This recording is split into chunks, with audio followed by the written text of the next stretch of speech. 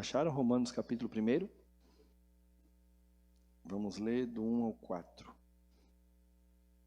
Paulo, servo de Jesus Cristo, chamado para ser apóstolo, separado para o evangelho de Deus, que ele no passado prometeu por meio de seus profetas nas Escrituras Sagradas.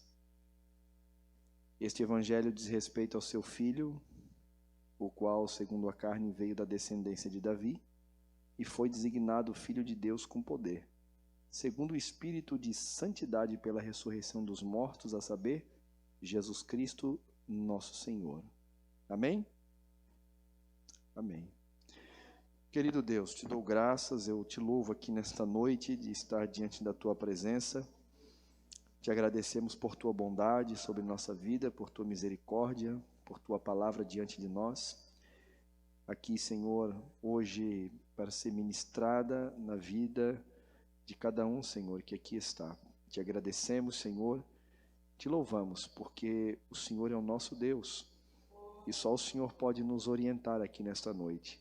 Que esta palavra venha frutificar em nós, Senhor, para que sejamos preparados para anunciar o teu evangelho, a tua boa palavra. Ó Senhor, unge-nos e ajuda-nos aqui nesta noite. Em nome de Jesus. Amém e amém. Estejam sentados, meus irmãos.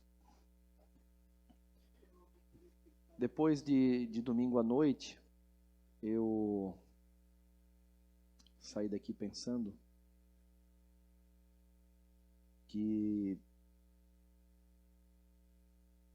é hora de a gente falar um pouco sobre evangelismo, evangelho, evangelização,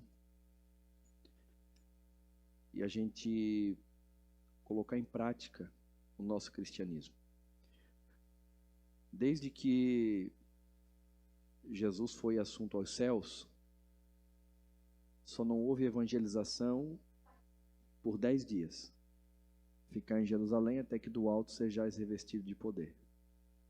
E eles ficaram, e se eu não estou enganado agora, foi depois de 10 dias, né? Que desceu o Espírito Santo, estou certo? Me ajude aí, vamos lá? Foi 10 dias depois? É isso aí, né? 40 ele ficou, Pentecostes, 10, fechou 50, exatamente, isso aí.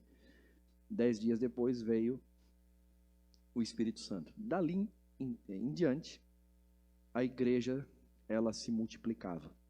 Nós temos que entender que evangelização não pode ser definida como quantidade apenas. Nós não temos que se preocupar com quantidade. Esse é um resultado que o próprio Senhor dá através da pregação do Evangelho. Nosso papel é se preocupar com a evangelização. Mas nós vamos ver que, em Atos dos Apóstolos, a quantidade também é bíblico. Você vê que eles numeram quase 3.000 almas, quase 2.000 almas. Então quer dizer que a quantidade numérica, ela também pode ter quantidade qualitativa, mas a quantidade numérica também é bíblico. O que não é bíblico é a gente ficar numerando quantidade de quem levanta a mão, nem essas pessoas que, desculpem, que fazem campanhas evangelísticas e 100 pessoas levantam a mão e ele anota, ganhei 100 almas, né? Não se sabe se as 100 almas permaneceram, né? As 100 pessoas. Porém, temos sim que se preocupar com a salvação de almas. Irmãos, nós precisamos pregar o evangelho. Hoje eu estava num local e eu já havia evangelizado essa pessoa. Ele é espírita, se criou dentro da igreja evangélica, hoje ele é espírita, e tentei evangelizá-lo hoje novamente. Ele ficou até meio alterado, né? E disse para mim que não quer saber, que não quer ouvir. E aí eu também não sou ruim de diálogo, né? Eu disse, mas como que tu crê numa verdade, que tu tem certeza que tu tá certo, e tu tá deixando eu me perder? Me evangeliza? Fala para mim. Não, mas tu já tem a tua e tu não quer ouvir a minha. Quem disse que eu não quero ouvir a tua? Eu ouço desde que tu ouve a minha também. Porque tu também pode estar errado. Então, prega para mim, me ensina. Não, a conversa não vai ser boa. Eu disse, mas por quê? Porque eu sei para onde eu estou indo, da verdade que eu defendo, e eu tenho certeza que tu está sendo perdido. Ainda bem que ele não estava armado. Mas que eu deixei claro, deixei. Agora, da próxima vez eu não vou falar mais. Porque a Bíblia diz, não dê pérola aos cães. Aí eu disse para ele, o dia que tu quiser ouvir, tu me procura. Ele assim, eu não vou precisar. Aí eu disse, então tá bom. Minha parte eu fiz. Ok, não tem problema. Aí terminei dizendo assim para ele, independente de religião, tu quer ser meu amigo ainda? Ah, claro, nós somos amigos. Ah, então vem cá, dá um abraço. Então. Somos amigos. Pronto. Tudo certo. É por isso que Pedro vai dizer, devemos estar preparados para responder com mansidão, quando vos pedir a razão da vossa esperança. Amém, meus irmãos? E por que o livro de Romanos? Porque pode ser vários livros, mas Paulo se preocupou em escrever para os irmãos em Romanos uma carta sistemática acerca do Evangelho. Ela está muito bem organizada para contar a mensagem do Evangelho. Então, na carta aos Romanos, a gente, claro, vai focar na carta aos Romanos, mas vamos usar vários outros versículos para, como ela está sistematizada, fica fácil dos irmãos também abrir a Bíblia de forma sistematizada e explicar aqui na carta dos Romanos acerca do caminho, acerca da salvação. E essa é a minha intenção, com a graça de Deus, a misericórdia e a bondade dele, trabalhar essas ideias com os irmãos. Amém? Vamos ganhar uma para Jesus? Para isso tem que pregar, amém? 1 Coríntios 1:21, aprove a Deus salvar os homens pela loucura da pregação, tá bom? Então temos que pregar o Evangelho de Cristo Jesus. E nada melhor do que pregar com a Bíblia na mão. Nada melhor. Então, os irmãos estão vendo aí que trouxeram material para anotar, façam isso e nós vamos aprender. Bom, eu coloquei aqui, o datashow não está muito... Nós vamos ter que comprar 2 datashow novos ou uma TV de 55, 60 polegadas e colocar por aqui para a gente poder visualizar bem. Vamos lá. A primeira... Ótimo, ficou melhor. Tá bom assim para vocês? Então, delisga, como diz a minha menina. Delisga. Aí. Tá melhor? É que aquela lâmpadazinha lá, ela tá focando direto lá, ó. Se baixar ela melhora, né? Né, Monesiel? Maravilha. Não é muito slide também, não. A primeira parte que nós vamos pregar em Romanos 1, a mensagem de hoje, ela tem a ver com o anunciante sobre nós. Quem somos, o objetivo da salvação, como que a gente vai fazer, como faremos e o resultado. Nós vamos ver aqui, nós vamos trabalhar hoje versículo 1 e versículo 5, tá? Que Paulo começa falando dele e termina falando dele nesses versículos aqui. Vamos lá. Primeiro, quem somos em Cristo Jesus? O apóstolo Paulo vai nos dar uma ideia de quem nós somos, tá? E uma das coisas, meus irmãos, é que as nossas ações dependem muito daquilo que nós pensamos acerca de nós mesmos, tá? Por exemplo, tem quem veio para a igreja através de um evangelho antropocêntrico. Então, o centro é o homem. Então, ele vai para o culto pensando assim, o que hoje tem para mim lá? O que hoje vai... qual a mensagem de hoje? Eu vou escolher. Eu, na verdade, estou com um problema no amor. Então, eu vou procurar uma igreja, um culto que trate acerca do amor. Certo? Essa vai ser a ideia. Só que daí lá na live não aparece. Não, como estava ali, pode deixar, porque eu não vou usar muito. Está ótimo assim. Isso. Eu vou numa igreja... Obrigado, viu? Tentativa. Numa igreja que fala sobre amor. Não, eu estou com um problema financeiro. Eu vou num culto que tenha um culto com viés financeiro. Tá? Isso não é uma ideia bíblica. Isso não está na Bíblia, esse ensinamento. Não, isso não foi extraído da Bíblia. Isso foi extraído de métodos humanos. É demoníaco, pastor? Não. Tem resultado? Olha, se a palavra for pregada, não tem problema. Coloque lá o nome, tudo bem. Eu sou um pouco mais antigo, mais tradicional nessa questão, e eu prefiro, tudo é culto, culto, culto, culto. E ali se prega o evangelho, se aplica nas áreas da vida e está tudo certo. A gente vai aprender como ser um marido, como ser esposa, como ser, e assim por diante. Tá? Mas há pessoas que cresceram nesse meio, né? Cresceram no meio em que cresceram no meio em que a pessoa tinha que, achava que ele é o centro do culto. E aí essa pessoa vai ter problemas, né? Porque tudo é para mim. E na verdade, vamos ver o que Paulo nos ensina para a gente tratar aqui. Primeiro, ele vai dizer que nós somos escravos de Cristo. Nós não somos o Senhor, o Kyrios, é Ele. Nós somos os súditos. Veja o versículo 1. Paulo, servo de Cristo. A palavra servos aqui é doulos. Doulos era aquele escravo, só que não pense em escravo na Bíblia como o escravo, agora nos últimos 200 anos atrás, aí, a escravatura americana. Não pensa nesse tipo de escravatura, opressora maligna. É quase parecido com um empregado, tinha direitos, só que ele era posse do seu senhor, isso era. Ele não poderia fugir, ele não poderia ir para outro lugar, ele era posse, ele era um objeto, que escravatura nunca é vontade de Deus na Bíblia, né? Mas nós somos feitos de Cristo, sim, escravo dele.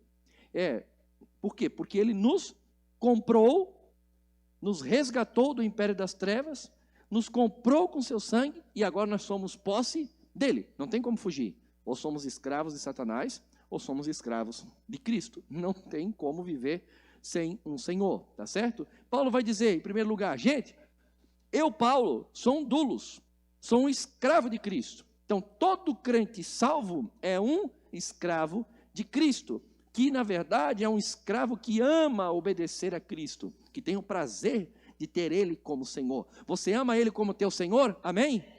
Glória a Deus. Então, se Ele é nosso Senhor, logo nós somos escravos. Não tem como fugir. Ele não é um patrão, Ele é nosso Senhor. Mas Ele também é Pai, né? Isso é maravilhoso, né? Maravilhoso, glorioso na palavra de Deus. A primeira coisa que temos que entender é que nós somos escravos. E se a gente pensar dessa forma, tudo começa a mudar. Ele é Senhor, eu sou escravo. O que tu queres de mim, Senhor? Tu pagou um preço para quê, Senhor? Quando nós começamos a nos perguntar, você sabe que a nossa missão é uma tripartida. Primeiro, nós temos uma missão para com a igreja, um com o outro aqui. Por isso não dá de crer nos desigrejados. Irmãos, a igreja está escurinha, mas é para ouvir a palavra, é para conversar. Estou ouvindo murmúrio aí, né? Então, se não acendo a luz, né? Primeiro, nós somos chamados, viu? A gente não consegue pregar direito. A missão da igreja, primeiro, a tua missão é primeiro com a igreja. E qual é? De edificação, um com o outro, ok? A nossa segunda missão é para com Deus, não estou falando em ordem. Qual é a missão que nós temos com Deus? Louvor, adoração, obediência. E nós temos uma missão com o mundo. E qual é essa missão com o mundo? De evangelizar e ganhá-los para Cristo. São 3. Amém? Se nós somos servos dele, é para cumprir e obedecer essas 3 missões. Tem gente que vive um evangelicalismo uau, né? Ele é o centro, só vou na igreja para receber, para pegar, para isso, porque eu quero aquilo, quero resposta. Tem gente que só vive em torno disso, quero resposta de Deus, resposta de Deus, resposta de Deus, resposta de Deus. Estou orando por isso, por aquilo, eu quero resposta. Irmão, vive, deixa que as bênçãos de Deus venham sobre a tua vida. Se preocupe em adorar, servir a Cristo, pregar o evangelho, e as demais coisas vão acontecendo na sua vida, e pronto, amém? Não é errado orar, pedir, mas não seja o objetivo principal. Primeiro, somos escravos. Segundo, somos chamados, vocacionados. Olha o que Paulo diz. Paulo, servo de Cristo Jesus, chamado, pode ter tradução diferente, chamado para ser apóstolo. Irmãos, todos nós temos um chamado. Todo chamado, ele é vocacionado. Todo salvo, ele tem uma vocação, um chamado. Nós somos retirados do mundo, chamados do mundo, tá? Para fora do mundo, chamados para fora do mundo, quer dizer igreja, eclésia, chamados para fora, é a palavra igreja, mas também somos chamados para ser reenviados ao mundo. Vocês entendem? Nós somos chamados para fora do mundo. A palavra igreja quer dizer eclésia. E essa palavra eclésia quer dizer chamados para fora. Mas lá em João 20, 21, Jesus vai nos dizer assim: assim como o Pai me enviou, eu também vos envio. Então, nós somos chamados para fora do mundo e enviados novamente para o mundo. Todo aquele que foi salvo, ele é um servo e ele tem um chamado. Amém ou não amém? Tem outro versículo? Tem? Mateus capítulo 28, versículo 19. Todos nós somos chamados para ir e pregar o evangelho. Se vocês ouvirem que eu falei que são todos, que não é só alguns, é que todo cristão tem que viver, respirar Cristo o dia inteiro. E naturalmente, ele vai falar do amor de Jesus em todo lugar que ele estiver. Sem ser um chato, né? Porque tem o xiita e tem o chato. Paulo diz assim, ó, irmãos, orem para que a porta da palavra se abra e para que eu falo como convém falar. Não é você chegar lá no seu trabalho amanhã e, ei, para o trabalho aí, patrão, para o trabalho, desliga aí tudo aí, vamos ouvir que eu tenho para pregar aqui. Não, não é assim. A porta vai se abrindo, as coisas vão acontecendo e você vai falando naturalmente a palavra e o evangelho de Cristo. Amém, meus irmãos? Em terceiro lugar, nós somos comissionados para um propósito, nós somos separados. Então, somos escravos, somos chamados e comissionados. Olha o que está escrito na Bíblia, vamos lá. Paulo, servo, escravo de Jesus Cristo, chamado para ser apóstolo, enviado, separado para o evangelho. Somos chamados para a causa do evangelho. Todo mundo tem um chamado. Para quê? Essa é a ideia. Sou servo, sou escravo, tenho um chamado. Para quê? Qual é a minha vocação? Tem gente que está tentando descobrir ainda o seu dom, sua vocação. A primeira de todos é pregar o evangelho. Você foi separado do quê? Do mundo. Para quê? Para pregar o evangelho de Cristo Jesus. Pronto, simples assim. Você acaba de achar o seu chamado. Você acaba de achar a sua vocação. Não, pastor, mas eu acho que eu fui chamado para pastorear. Ah, é? É. Eu fui chamado para cantar. Eu fui chamado para tocar. Eu fui chamado para liderar. Isso aí é os teus dons para com a igreja. Mas para com o mundo, todos nós fomos separados para pregar o evangelho de Cristo Jesus. Todos nós. Sabe por que existe a igreja em Roma? Por que tem a carta aos romanos? Porque teve uma igreja em Roma. E por que tem uma igreja em Roma? Porque lá, quando a igreja se dispersou por causa da perseguição em Jerusalém, os dispersos, por onde eles iam, pregavam a palavra de Deus. E por isso as igrejas foram sendo plantadas em vários lugares, por causa da dispersão. Você, meu amado irmão, foi plantado onde Deus te colocou para pregar o evangelho de Cristo Jesus. Você quer saber por que tem um monte de congregações hoje por Florianópolis e por todos os outros lugares? Porque lá, nesses lugares, crentes começaram a fazer culto nas suas casas. E dali nasceu uma congregação. Hoje tem uma igreja bonita em Garopaba. A igreja sede de Garopaba, uma tremenda de uma igreja, grande, bonita, um grande trabalho. Uma cidade linda, onde tem uma igreja abençoada. Começou na sala do meu avô. E quem ia fazer os cultos lá era o pai da Josiane. Olha que coisa linda, né? Isso não é maravilhoso? Hoje nós estamos juntos aqui. Pastor Aureliano. É isso, né, irmã Valda? Isso, na verdade, eu acho que foi o Adelino que foi primeiro, né? Isso. Eles começaram esse trabalho lá. Ele fazia um trabalho com uma rural que tinha. No começo era bicicleta. E sabe como é que foi? Eles iam lá pregar o evangelho, minha avó aceitou. A primeira crente foi a irmã da minha avó, a irmã Alzira, aceitou Jesus. Depois a minha avó aceitou Jesus. O meu avô tinha um problema, que ele não dormia à noite. Era difícil ele dormir. Ele cochilava durante o dia. À noite ele tinha que sair de dentro de casa com medo e ficava rodando na cidade porque ele tinha medo. E era ele que cuidava do gerador da cidade. Era ele que desligava e ligava, 10 horas desligava, e ele não conseguia dormir. E aí ela disse, vai lá no culto, ouve a palavra. E aí ele entrou no culto tal, ouviu a palavra, e depois disso não sei onde é que eles faziam, mas depois veio para ali, para a casa dele. Ele ouviu a palavra, aceitou Jesus, naquela noite dormiu. Nunca mais passou por esse problema. E dali começou o trabalho. Aí minha avó pregava muito bem, o meu pai já estava iniciando, o meu avô tinha Kombi.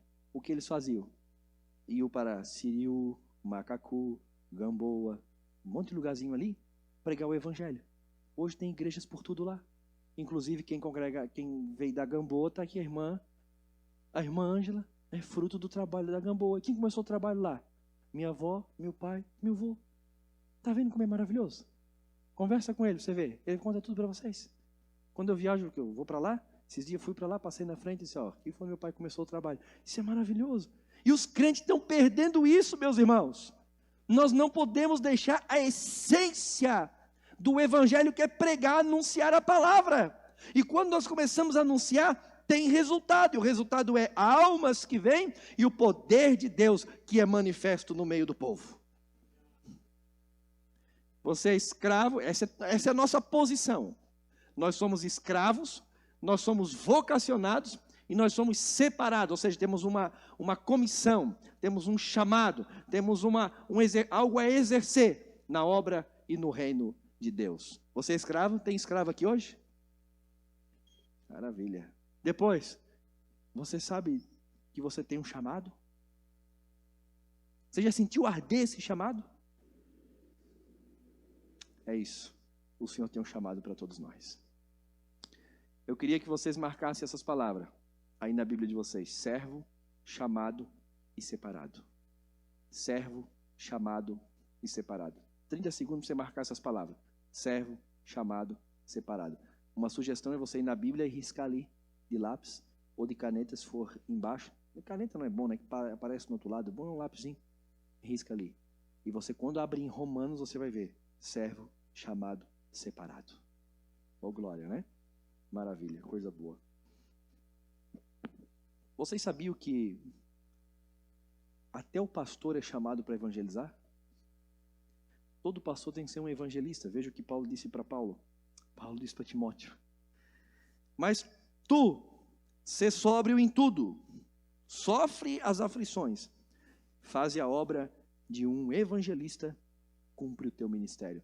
Timóteo era um pastor. E Deus disse para ele, Paulo disse para ele, cumpre o teu chamado de evangelista. Spurgeon escrevia livros, foi um dos maiores escritores, escrevia um jornal, pregava sistematicamente na sua igreja, mas ele tirava tempo para a evangelização pessoal. Amém? Até eu tenho que evangelizar, não é só vocês. A ovelha gera ovelha, não é pastor, mas eu sou ovelha também. Tem só a função de pastor, que o sumo pastor é Cristo que está no céu. Amém? Glória a Deus. Todas essas coisas são boas, construir igreja, pintar igreja, cantar bonito, tudo isso, só que são secundários. O principal chamado que nós temos é a anunciação da palavra de Deus. Todo aquele que é salvo é também vocacionado. Qual o grande objetivo? Qual o grande objetivo? A resposta já está ali. Essa é outra coisa a pensar, o porquê que eu tenho que evangelizar. Vocês aqui já ouviram falar várias vezes sobre isso? O grande objetivo é a glória de Deus. É nisso que nós temos que pensar quando nós evangelizamos. Sabe qual é a vontade de Deus? Está no Salmo 89 e vários salmos. É que todo mundo glorifique o nome de Deus. O que Deus quer é que em todo lugar as pessoas louvem a Ele. Como? Não só cantando, obedecendo sua palavra. Ganhar alma para Jesus não é ter somente aquela alegria. Arrancamos uma alma do inferno. Não. A alegria é maior. Isso também é claro, né, irmãos? Mas há uma alegria maior. Mais uma alma para louvar o nome de Deus. Você tem ideia do que é o louvor, meu irmão? O céu se alegra quando uma alma se converte. Agora imagina almas tudo que Deus quer é ver as almas louvando o nome dele, que o nome dele seja conhecido por todo mundo. Nós se alegramos. Oh, glória, o meu filho se converteu. Ai, estava indo para o inferno. Aí Deus olha do céu e diz assim, não entendeu direito, né? Tudo bem, saiu do inferno. Mas o mais importante é que tem mais uma alma para louvar a Deus. Irmãos, tem que tirar os olhos de nós. Temos que tirar os objetivos dos homens. O mais importante não é uma alma sair do inferno. O mais importante é uma alma louvar o nome do Senhor. Não estou dizendo que não é importante a alma sair do inferno. Não me entenda mal. Mas o papel principal é o nome do Senhor ser glorificado.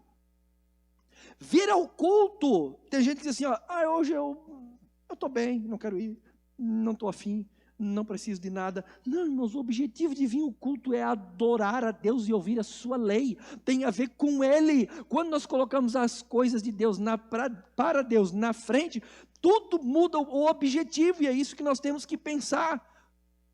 Eu não estou afim de ir no culto hoje. Tá, tudo bem, mas será que Cristo não merece o teu culto? Mas em casa é culto igual. Não, não é igual. Para com esse negócio que não é igual. Se fosse igual, não precisa de igreja. Ficamos tudo. Não estou bravo não, tá? Parece que eu estou bravo, mas não estou não. É só a forma de pregar. De quebrar algumas ideias que não são verdadeiras. Se fosse para ficar em casa, não precisa de igreja. Não precisávamos estarmos aqui.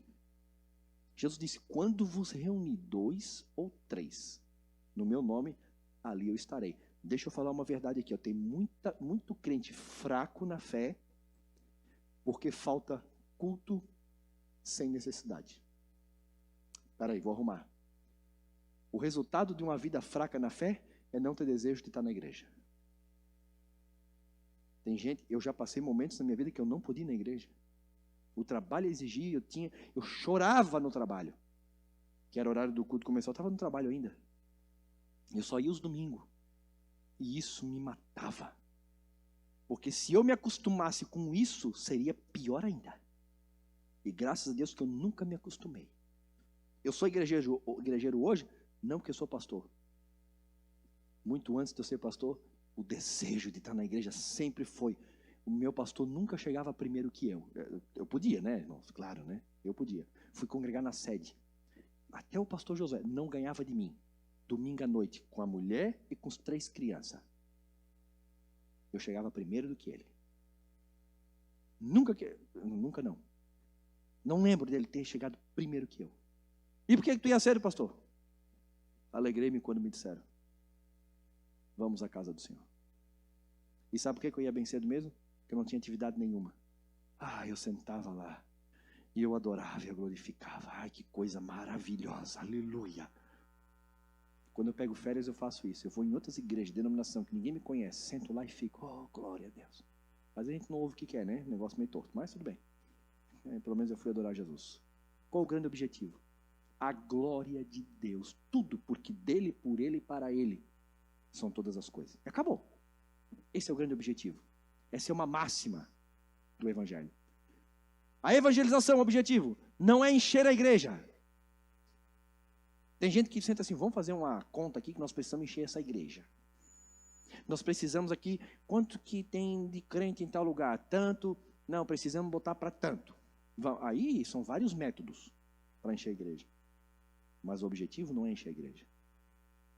Não é errado pensar em querer a igreja cheia, tá, irmãos? Não é orar por isso, não é errado. Mas esse não é o objetivo final. O outro, esse aqui é forte, né?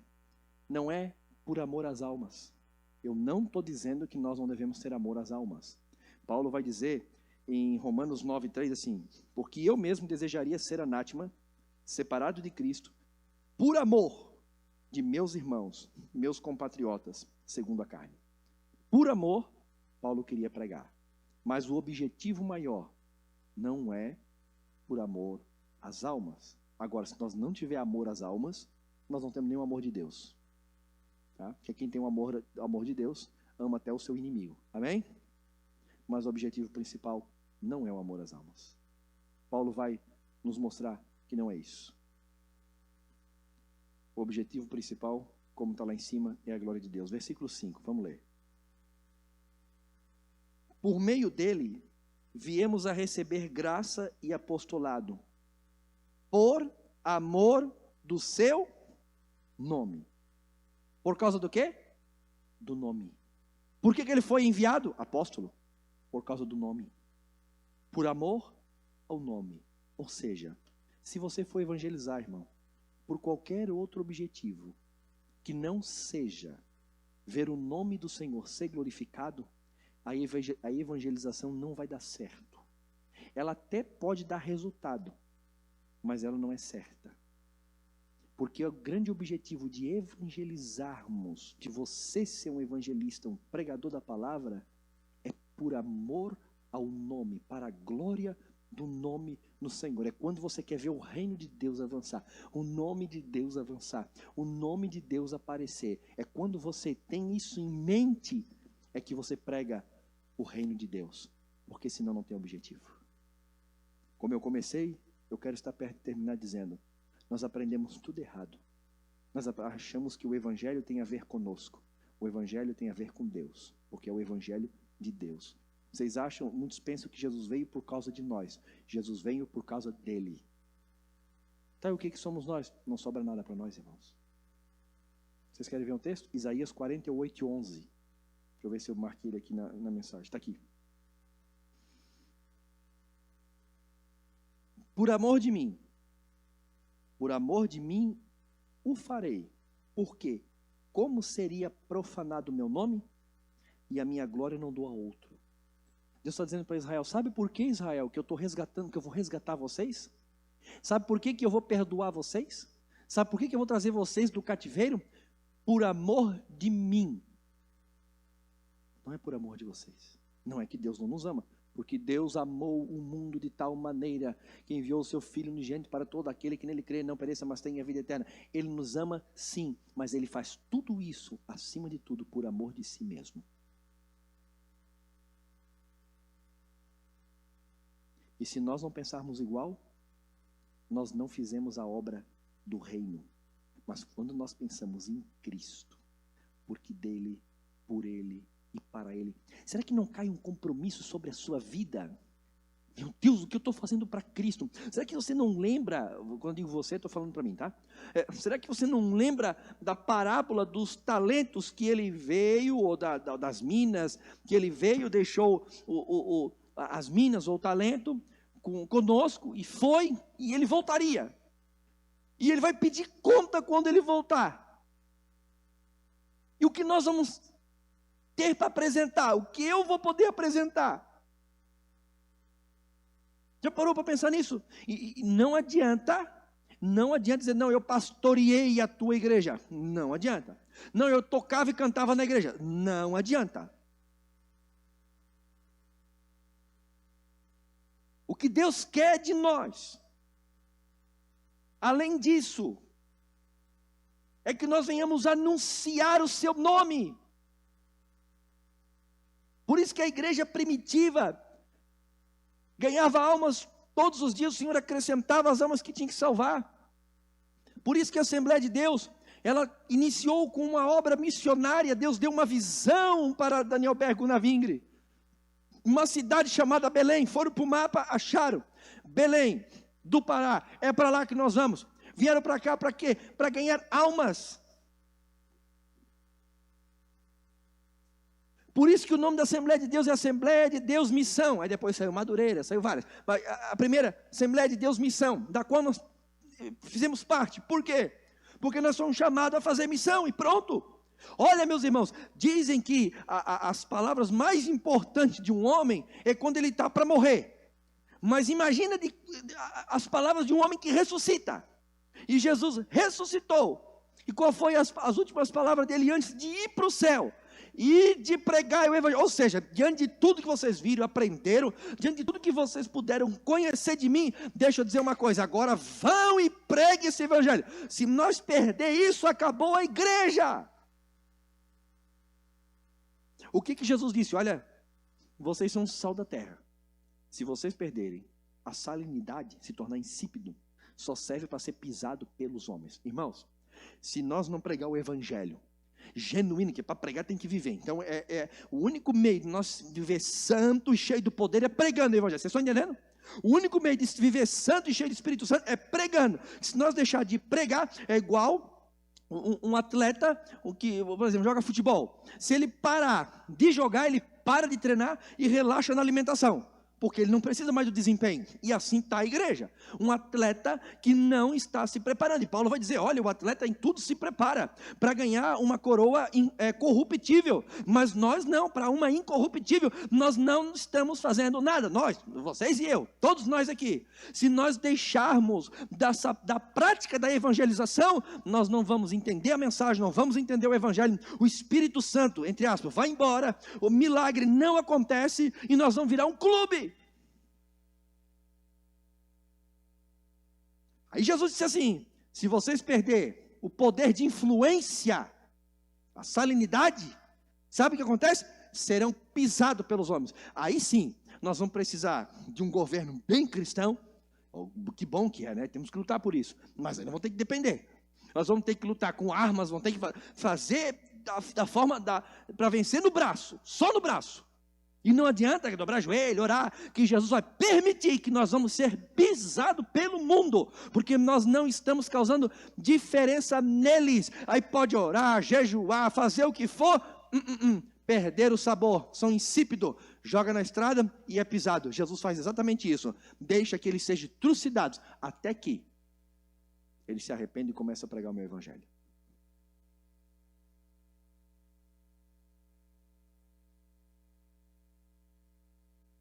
Falei alguma mentira? Quando que nós vamos despertar para encher esses bancos aqui de pessoas não convertidas? Quando que nós vamos lutar para os domingos estar lotado de pessoas que não conhecem Jesus? Quando que nós vamos se dedicar em orar por almas? E tudo isso nós vamos aprender aqui. Foi Jesus ou foi Maomé que disse? E de pregar o evangelho a toda criatura, quem crescer a salvo, e estes sinais seguirão. Vocês querem voltar a ver sinais no meio da igreja?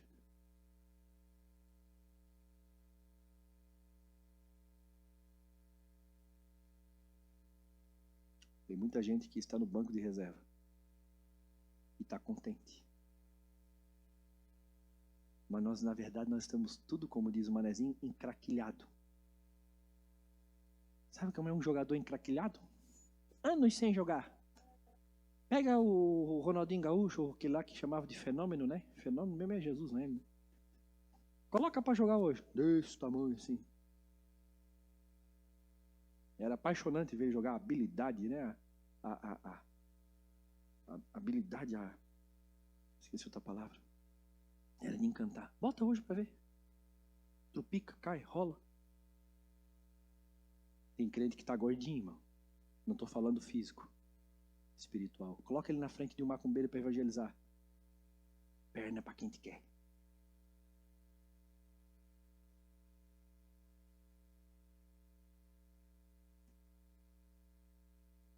Tem gente que diz, em nome de Jesus eu vou chamar o pastor. Porque ele não tem poder. Marque essa palavra, por amor do seu nome. Pega essa palavra por amor do seu nome. Pega essa palavra hoje à noite quando for orar para dormir. Ou amanhã quando você for orar. E leia por amor do seu nome, por amor do seu nome. Que eu faça tudo por amor do seu nome. Que eu ganhe almas por amor do seu nome. Que eu viva por amor do seu nome. Que eu tenha um ministério por amor do seu nome. Que eu pastoreie por amor do seu nome. Que eu faça tudo por amor do seu nome. Vocês serão impactados com o poder de Deus. Quem crê? Vocês serão impactados com o poder de Deus. Riscou aí? Anotou? Marcou? Por amor do seu nome? Amém. Como faremos isso? Como vamos fazer essas coisas? Está ali. Já está lá. Por meio da fé. Versículo 5 diz assim. Olhe na Bíblia aí. Por meio dele viemos a receber graça e apostolado por amor do seu nome para a obediência da fé. Irmãos, fé e obras andam juntos. Fé e obras andam juntos. Não adianta um discurso que não é visto nas ações. Não adianta. Não adianta. Não vem de Deus. Até pode dar certo, mas não vem de Deus. todos que receberam a fé genuína, ela é uma fé operante, uma fé obediente. Como diz o texto aqui, obediência da fé. Fé não é uma coisa somente no intelecto. Fé, ela é demonstrada nas obras. Receberam fé, a fé genuína, ela não é inoperante, mas operante. Como é que a gente sabe que alguém se converteu de verdade? Porque ele é transformado, começa a mudar tudo. As vontades são mudadas, os desejos são mudados, o amor é mudado, tudo muda. E um dos pontos principais é daquele que fala. É uma coisa que no evangelho, quem recebe, prega. Não tem como receber o evangelho e não ter vontade de pregar. Isso não existe. Isso nunca recebeu o evangelho. Nunca teve evangelho. Todos nós que temos... Não, você pode até não estar pregando hoje, mas se você vê alguém falar mal do evangelho, você... Não é assim. Você já... Você tem vontade de defender o evangelho.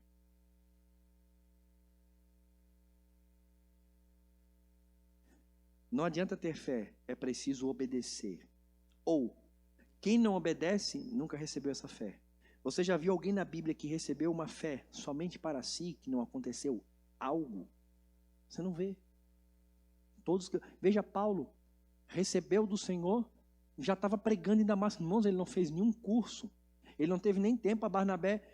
Não, Ananias ensina ele, que foi lá orar por ele, para que ele aberta os olhos. Não, por ele já conhecer toda a lei, ele entendeu Cristo na lei. Pronto, bastou. Ele já entendeu o evangelho todo.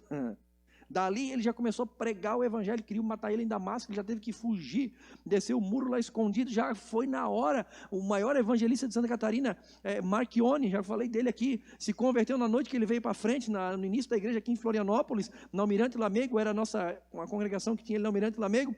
Ele veio para frente aceitar Jesus. Quando ele chegou na frente assim, ele entendeu o evangelho, sabia que Jesus era o caminho, ele parou, olhou para trás e disse: e vocês não vão aceitar esse Jesus não? Vão ficar aí no banco fazendo o quê? O homem começou a evangelizar na hora que ele veio para frente para aceitar Jesus. Uma pessoa que não quer falar para todo mundo da fé que ele tem, ele não recebeu a fé verdadeira. Imagina você achar a fonte da juventude. Já pensou? Você achou a fonte da juventude. E ali nessa fonte você sabe que ela é inesgotável. Você vai ficar tomando água sozinho? Não, você vai querer falar para todo mundo. Venha, toma um pouco aqui, ó, fonte da juventude. Nós achamos a fonte da vida. E aí a gente tá assim, ó. Tem gente que tem vergonha, Paulo vai dizer: eu não me envergonho do evangelho. Tem vergonha da paz do Senhor, de falar de Jesus, sou crente, andar com a Bíblia. Meu Deus, eu não entendo. Você achou o maior tesouro do mundo, por que nós não estamos clamando para tudo e para todos?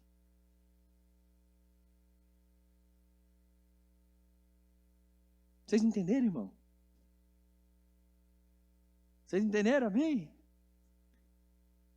Política se discute? Tem que discutir política sim.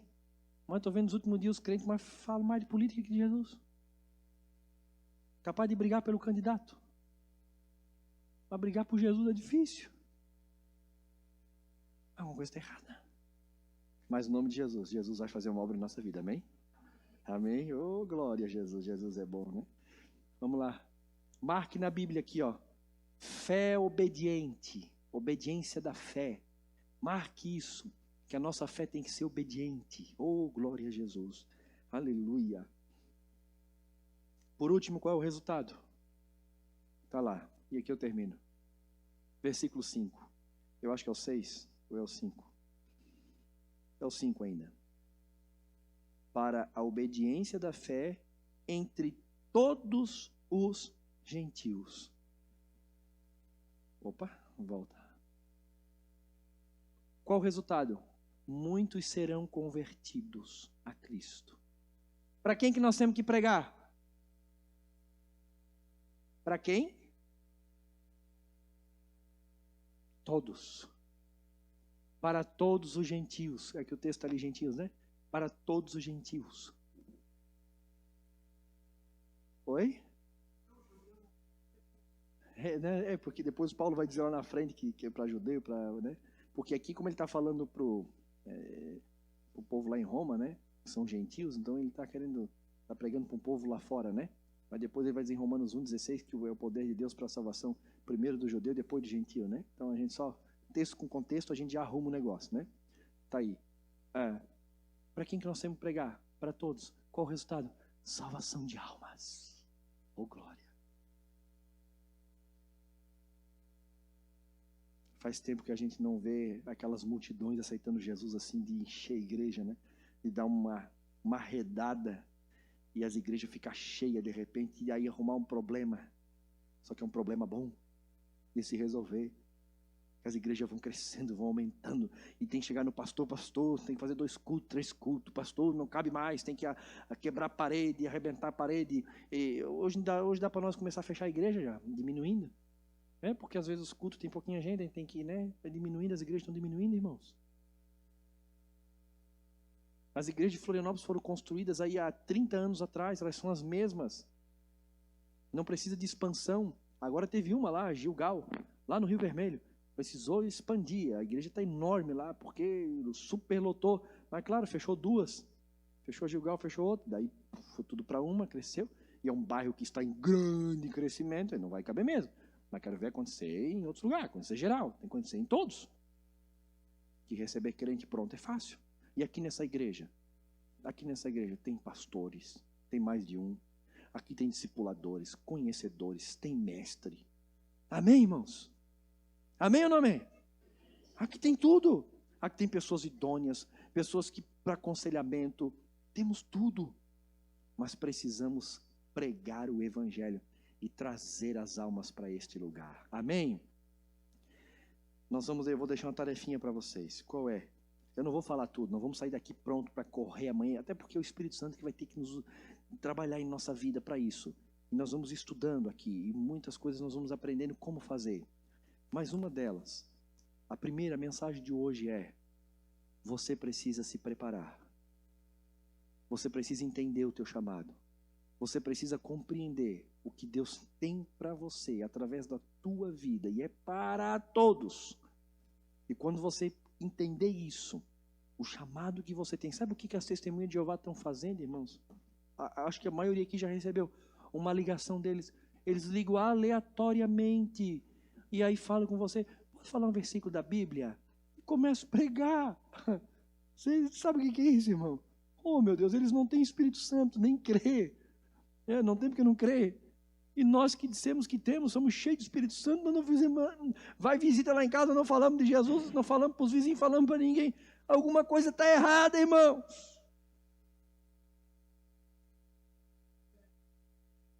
Jesus tem um chamado para você. Você crê nisso?